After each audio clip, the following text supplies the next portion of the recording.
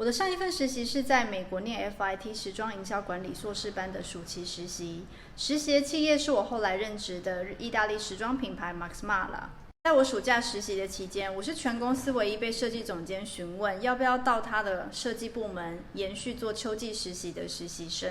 毕业之后，我也很顺利的拿到了正职工作的 offer。Hello， 大家好，我是打滚国际时尚圈，帮助你提升国际职场竞争力的白玉。今天要跟大家分享的是我美国的实习经验。除了会跟大家解释顶尖实习生必使的6招之外呢，我还会跟大家分享美国 Max Mara 的意式风格企业文化哦。有兴趣的观众请一定要看到最后哦。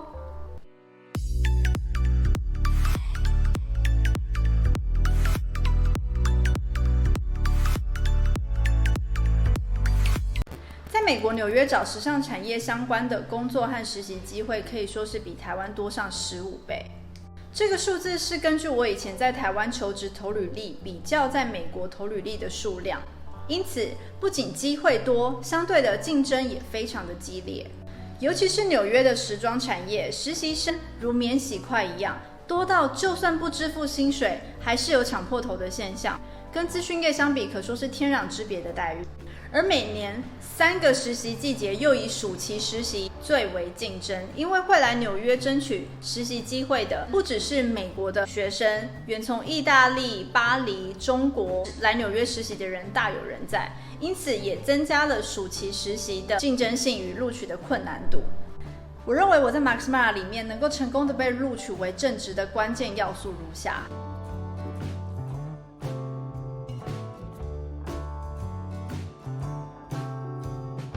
能够做到以上6点的人，我相信无论你是在国内或是在海外实习的人，都能够无往不利哦。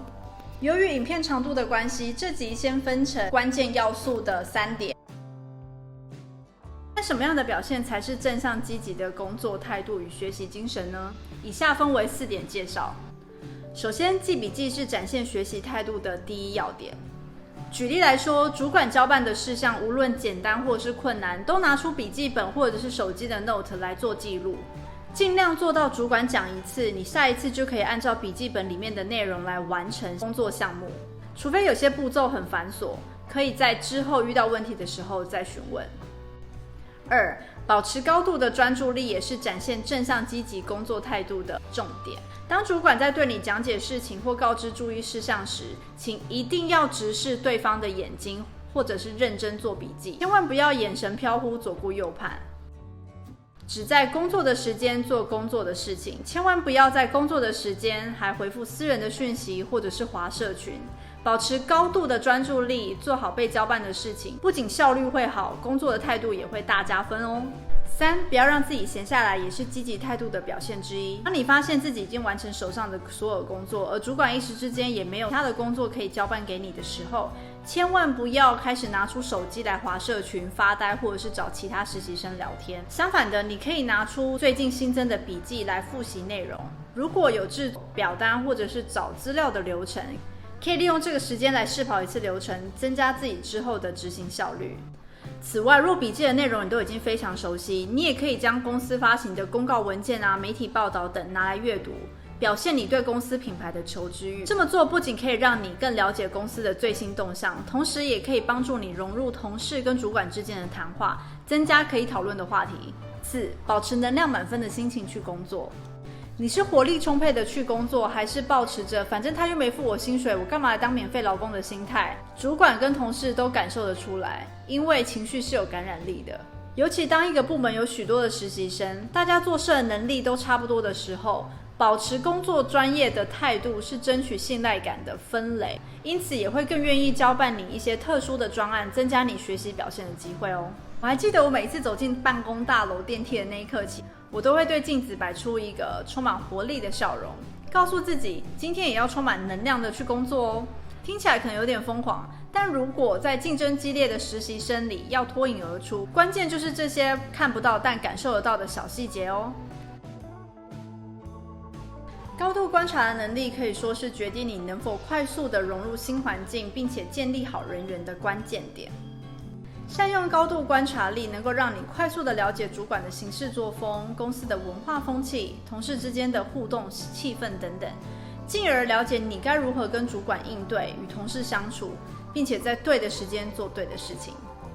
Max Smart 的企业文化其实非常的意式 style， 同事打招呼的方式都是翘来翘去的，每天也一定会有脸颊贴脸颊的意式拥抱。这种 greeting 的方式其实跟美国的社交文化有很大的差异性。大家不要想说美国人也是抱来抱去的，起码在纽约的职场环境里，任何的肢体接触都是相当敏感的，尤其是他们非常关注职场性骚扰等权益以及职场霸凌等议题，所以一般美国的企业不是走这种热情招呼的路线。总之，我运用高度的观察力，我发现这间公司的沟通模式是走温暖而热情的路线。讲公事之前，一定要先温暖而热情的打招呼，问候一下对方假日做了哪些事啊，今天过得好不好啊。不适合使用一般对美国人单刀直入、速战速决的沟通方法。因为观察到这点，温暖而热情打招呼的方法，让我快速的融入了公司的社交圈，完全不会因为自己是亚洲的实习生而被边缘化的感觉。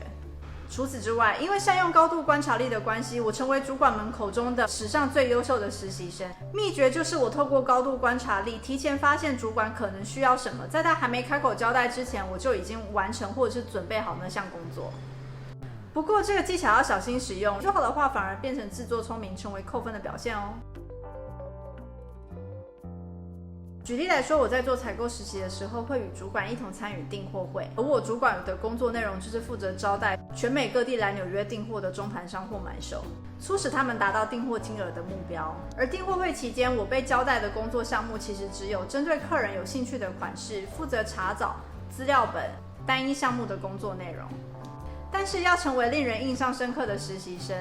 目标就是要做到超出预期的好。例如流程开始时，主管开始拉商品一一介绍，我会主动上前帮忙，替他陈列商品，而不只是站在旁边看。当第一轮货品介绍完毕，他开始拉第二轮商品时，在他还没开口要我收商品时，我会先询问是否需要收掉不需要的产品。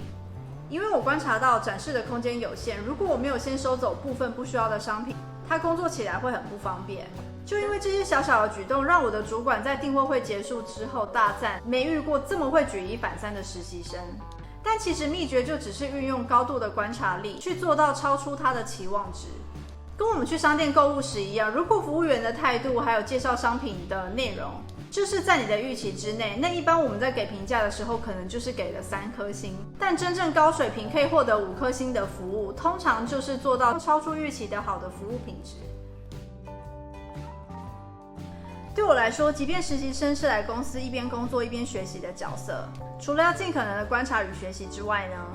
我实习时还有一个很大的使命，那就是解决问题而不是制造问题。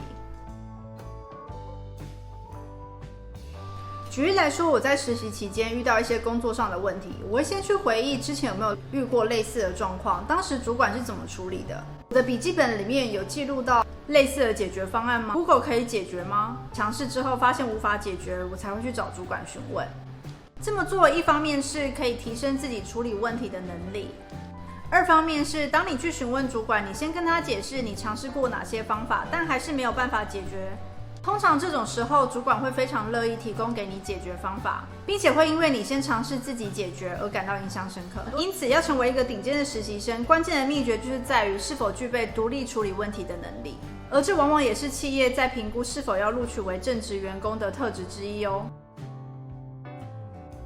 为了帮助大家有效地吸收今天的内容，在影片结束前，我们再来快速地复习一下顶尖实习生帮助提升正职录取率的3大要点。第一点，正向积极的工作态度，一定要记笔记，保持高度专注力，不要让自己闲下来，展现能量满分的活力。第二点，善用高度观察力，了解公司文化风气，应变沟通方法，洞察需求，做到超出预期的好。3，培养独立解决问题的能力，遇到问题先自己找答案，如果真的不行再寻求协助。好啦，以上是今天跟大家分享的内容，希望能够帮助到刚入职场的你。喜欢我的影片请记得帮我订阅跟点赞，开启订阅按钮旁边的小铃铛，才不会错过下一集的精彩内容哦。还有，请不要忘记把影片分享给你认为有需要的人，有任何的问题跟想法都欢迎在下方留言让我知道。我们下次见，拜。